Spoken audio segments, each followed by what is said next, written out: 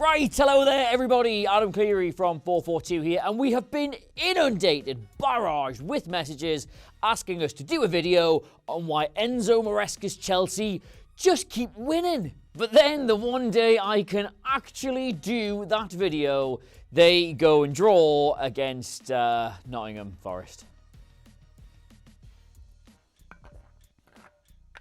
But let's do it anyway. Now, before we start, very quickly, some housekeeping. This video is sponsored by our friends, our actual good friends at HelloFresh. Now, if you've never seen us do an integration before, I will make you two promises, right? One, we're going to turn off as many of the other adverts as we can, so you're not being bombarded in every single hole by them. And two, I'll actually try and make it sort of at least entertaining to watch, if nothing else. So there will come a point in this video where I start to do something and you go, he's not actually going to do that, is he? And yes, I am actually going to do that, but you'll see what I mean later. Anyway, yes, the thing you're actually here for, this is Enzo Maresca's Chelsea, and they've been doing really, really well this season. They've got a nice established back two with Fofana and Colwill. We like them very much. Caicedo and Fernandes have somehow become a successful double pivot, despite that never ever working under Pochettino. Cole Palmer is the number 10. There's a rotating cast of characters in the wide positions, and Nicholas Jackson finally looks like the kind of baller that I said he might be able to be eventually. But the thing about this is that while it is this, it is also crucially not that ever. And aside from the fact they didn't win, that Forest performance was actually fairly typical of how Maresca's got them playing. And this is their average positions map from that game. And you'll see it's not 4-2-3-1 at all, really, is it? Like, 𝗕𝗓𝗄's all the way up here. He's actually playing further forward than Caicedo. And Enzo Fernandez is sort of out around here somewhere. Palmer's actually not in the 10 position. He's far further across. Jackson's really deep. It's not anything like this basic shape. And that's because fundamentally Maresca is taking what he did at Leicester, what was so successful in the Championship, and he has not adopted it, but he is adapting it. And at Leicester, he wouldn't just invert one of his fullbacks into the midfield to give him an extra body there. He would then push the goalkeeper into the back line so he could retain a back four in the process. But he decided very quickly at Chelsea he wasn't going to be able to do that, because at Leicester he had one of the best ball-playing goalkeepers in that league, and in Robert Sanchez he has a competent ball-playing goalkeeper, but not one of the best. Like, if you remember, the guy lost his place at Brighton to Jason Steele for a while, so probably a bit too much of a risk to do that exactly. So what happens instead is that Sanchez sort of stays out of it, 𝗕𝗓𝗄 comes in the middle alongside Caicedo, and the rest of the defence sort of shuffle over, and we get this 3-2 shape. Now, however, one of their biggest strengths is that while they do always do this shape, they don't always do it this way. Like, this is 𝗕𝗓𝗄's heat map from this season, and that's very obvious to spot. It's absolutely a fullback who is asked to move into the middle. There's a lot of this flank where he does his general fullbacking, but also he's spending a lot of time on the ball in the centre of the pitch. But if we look at Marc Cucurella's heat map from this season, you will see exactly the same thing. Now, if you've watched Chelsea this season, you might not have spotted Cucurella going and doing that, because he doesn't do it anywhere near as often, but he is an option for it. And the reason for that is Levi Colwill. Enzo Maresca loves him to be the central of these three defenders, because out of all of them, he's got the best passing, he's the coolest under pressure. You can invite a press onto him like this, and he is the one most comfortable playing through it. So, in an ideal world, this is what he wants his buttery biscuit build-up base to look like. Gusto comes into the middle, that pulls Colwill into the centre, everyone is in their best position. But one thing I think is becoming very quickly apparent about Maresca as a manager, and something I think he deserves enormous credit for already, is that it's clear that he doesn't just want his players to be able to carry out his style of play the way he imagines it. He also wants to empower them to problem solve on the pitch. So this build-up shape being preferred but flexible gives them the ability to do that. Like, maybe it works first time, maybe it works the whole game, maybe everything is kittens and puppies and rainbows and Strongbow dark fruits and other stuff, but maybe also it doesn't. So now you flip the script and everybody sort of moves around one, and the problems that causes for the opposition are that if their press is, say, man-to-man, and certain players are supposed to go to Gusto, certain players are supposed to go to Cucurella, all of a sudden that totally messes with that system. They've got to recalibrate. Maybe that buys you a bit of time, a few passages of play where you can move through. But also, as well, because they're both comfortable inverting, you can't just have them both invert and swap it around to a 2-3 instead of a 3-2. But now, any teams that are pressing you zonally rather than man for man, oh no, they have committed the wrong number of players to the wrong areas of the pitch. So before they can figure that out, maybe that buys you a few passages of play as well and you can get through. Just when they have the answers, change the questions. And you can spot this happening in games if you look out for it. Like, this is the Forest game, very early on, very clear. This is the shape they want. They want gusto there and they want 3 there. But as it goes on, that becomes harder to make work. Forest press is actually quite good. So, they change it around. And now 𝗘𝗫𝗧𝗏 here, and they're just making it harder and harder to figure out. But also, just to be very basic about this, the other main benefit of this shape is that it is a lot more stable. Chelsea conceded, and the opposition just runs up the other end and scores. So, of course, one of the main benefits of this is it's really, really narrow. Your fullbacks aren't being asked to bomb all the way up the other flanks and getting completely caught out. If they do lose the ball anywhere, it's very hard for the other team to do anything through the middle. They still have to go out wide, and that buys you time. And also, this obviously isn't really a tactical thing, but when you watch Chelsea defend last season and you watch them defend this season, there's clearly better buy-in over what they're doing. There's more energy, more effort to recover. There's more enthusiasm in the backtracking runs. Like, to put it simply, there's more desire to work like this. There is more hunger for it.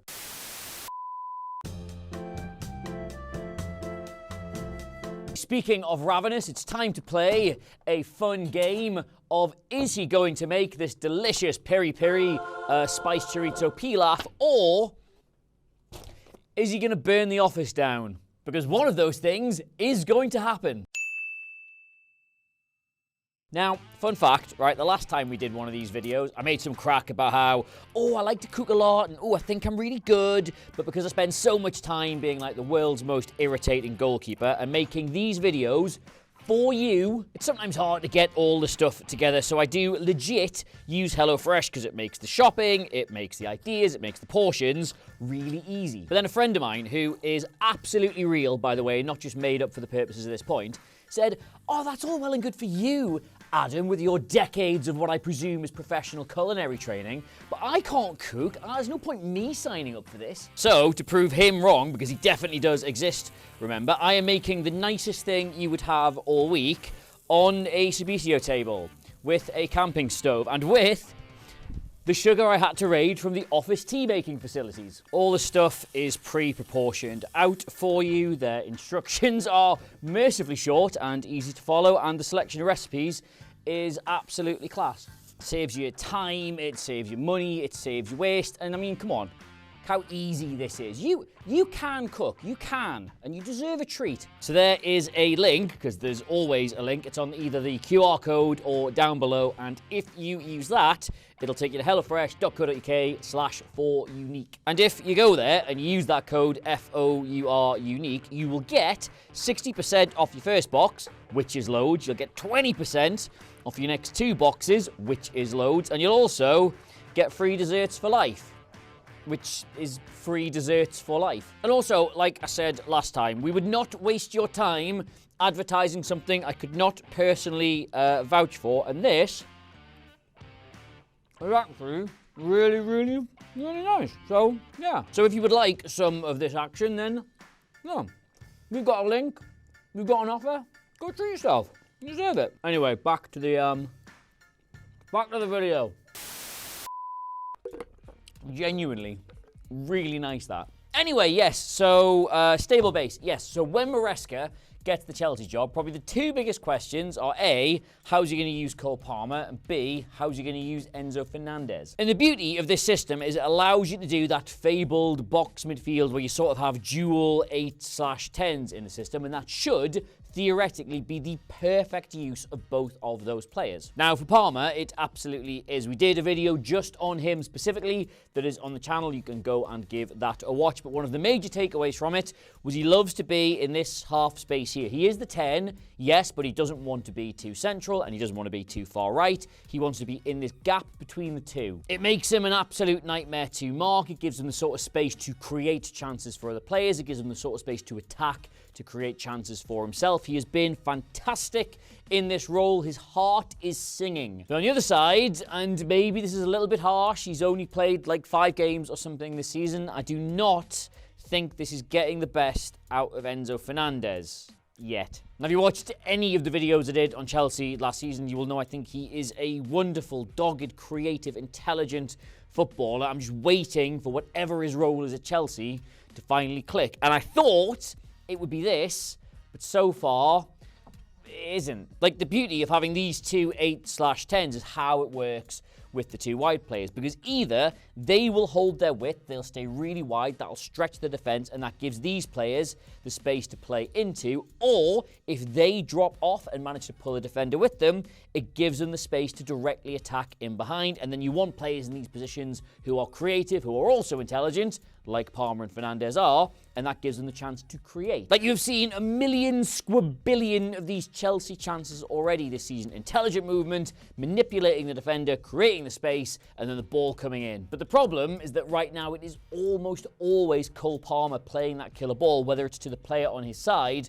or a good cross or a through ball to the opposite side. And the numbers so far make for pretty damning reading. Like, if you look at the number of key passes in the Premier League this season, and a key pass is just anything that leads to a shot directly, Cole Palmer's 9th. He's in the top 10 of all the players in the league, and Enzo Fernandez is down in 137th. And that is per 90 minutes, by the way. That's not total, because I know he hasn't played the full season. That is just his current rate of output. In fact, actually, I know I normally ask for like comments and stuff at the end, but if you're a Chelsea fan, where do you stand on Enzo Fernandez? Like, is he a brilliant player who just isn't quite fitting into various versions of this side, or is there just something missing from his game? Like, I always think it's the former. I always think he's amazing. It's just not working yet. But now it hasn't worked so many times. I'm starting to wonder. Thoughts, feelings, just anything about Fernandez, I would be very interested to read that. If there is maybe one saving grace about Fernandez just not having the creative output he needs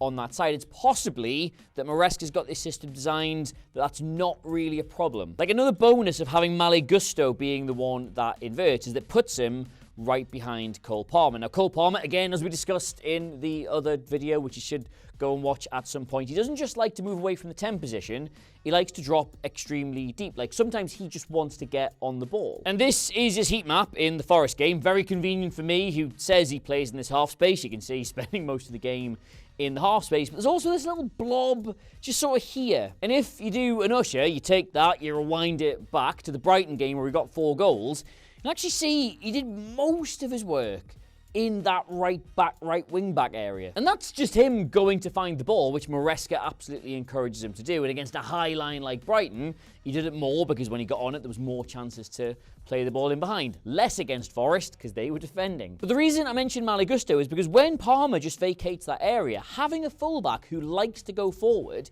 in that position, he doesn't let the fact he's now central stop him from doing that. And he will just swap. Like, this is just a still image, admittedly, because this all happened very, very fast. But if you plot out Palmer and Gusto here, like, Palmer's dropped all the way off to get on the ball, and Gusto's carried his run on all the way through. In fact, if you look at the Forest game, again, go back to Gusto, heat map and pass map, he was actually doing way more here than he was here. Which, again, just like the build-up shape, it's not their identity, it's not plan A, but it's another way in which Maresca encourages them to problem-solve mid-match. Like, in an ideal world, he wants Cole Palmer here and Gusto there, but if the situation arises where it makes sense to swap, they are swapping. And I think this might be where a lot of people who did those big preview videos and those preview articles about Enzo Maresca and how he's so tactically rigid, he's going to make them play one way, maybe myself included, I can't actually remember, might owe him a bit of an apology, because it feels like game to game,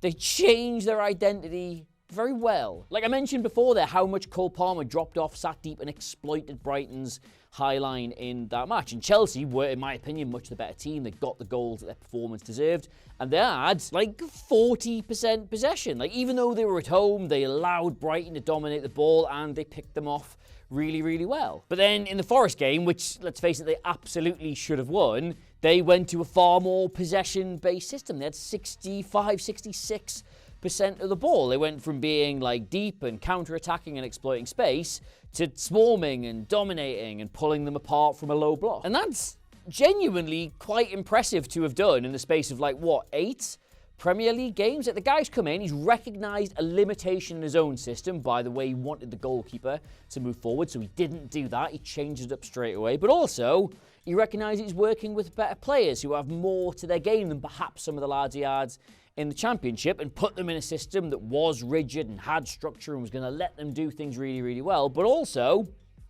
was open, was fluid, was quite happy to proverbially chuck its keys in a bowl. And you combine that with gradual coaching improvements he's clearly making in the side. Like, Nicholas Jackson's shot conversion numbers are still not amazing, but they're twice as good as they were last season, so you can see some development there. And this is a team, I'm not going to get carried away, but could really, if this continues, do something. Don't be vague. What do you mean, do something, Adam? Don't say that and then follow through. Well, I think this could be a side that quite comfortably qualifies for the Champions League and could be in the conversation for other things as the season goes on. Could. And if now else, you know what it is, I tipped them to win the league last season, looked like a complete mug for doing so, but I knew in this crop of players there was a song to be sung, so it's nice that we're starting to hear it. Anyway, yes, at long last, that is why Enzo Maresca's Chelsea are really good and fun, and I like them. So please let me know what you thought of all this in the comments below, and if that HelloFresh thing did look delicious, which it did, the code is back here, the QR code is there. It's FourUnique. I don't know why it's that, but it is, and you get the really good offer, and you get all the fun stuff, and your life, I can't say it'll be better, but the food will be. If you'd like to see anything else I'm cooking, I make some absolutely unbelievable scrambled eggs on toast with like a tomato thing. Get me on all the social medias at Adam Clery. There it is, Clery. Twitter, it's mostly on Instagram. That's where I put all the good stuff. So go there. 442 socials in the corner of the video. Latest issue of the magazine. That is on sale now. And until next time, yeah. There you go. Don't say I don't listen to you, because so many people asked for this video. So here it is. Hope you enjoyed it. And share it, because, yeah. Bye.